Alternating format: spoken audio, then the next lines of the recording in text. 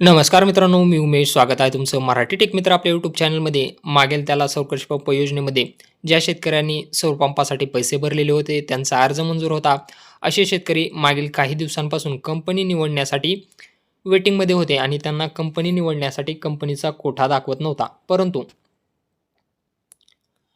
आज म्हणजेच 29 एप्रिल 2026 रोजी बऱ्याच साऱ्या सोलार कंपन्यांचा कोटा आलेला होता आणि त्याचं अपडेट आपण आपल्या WhatsApp, Telegram आणि YouTube चॅनलला दिलेलं होतं. त्याच्या माध्यमातून खूप साऱ्या शेतकऱ्यांनी कंपनीची निवड केलेली आहे.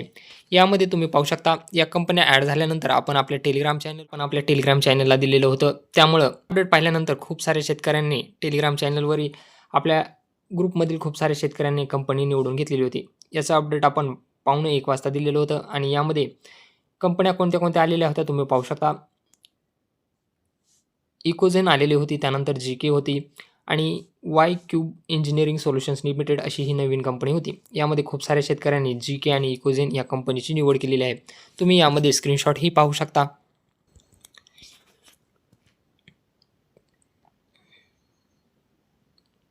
तर या ठिकाणी पाहू शकता 5 एचपीचा पंप आहे GK energy market private limited आणि कधी निवडलेला आहे 29 एप्रिल 2026 रोजी.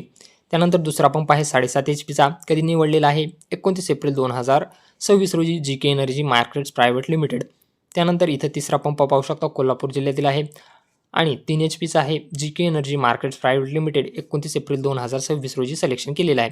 त्यानंतर 5 एचपीचा जनरल कॅटेगरीचा पंप आहे 29 एप्रिल 2026 रोजी इकोजेन सोल्युशन प्रायव्हेट्स लिमिटेड ही कंपनी निवडलेली आहे. तुम्हालाही जर कंपन्यांचा कोटा कधी येतो आणि कंपनी कशी सिलेक्ट करायची याची माहिती पाहिजे असेल तर आपलं WhatsApp तसेच टेलिग्राम चॅनल असून ते जॉईन करायला विसरू नका. इथे आपण वेळोवेळी या योजनेशी संबंधित माहिती देत असतो. कोटा आल्यानंतर याचा अपडेट देत असतो आणि कोटा आल्यानंतर या कंपन्यांचा कोटा जास्तीत जास्त 4 ते 5 मिनिटांमध्ये संपतो. त्यामुळं तुम्हाला यावर ॲक्टिव्ह राहावं लागतं आणि तुम्हाला कंपनी सिलेक्शन करावे लागेल. अशाच नवनवीन व्हिडिओसाठी आपलं WhatsApp, Telegram आणि YouTube चॅनलही जॉईन करायला विसरू नका. व्हिडिओ आवडला असेल तर व्हिडिओला लाईक आणि मित्रांसोबत शेअर करायला विसरू नका.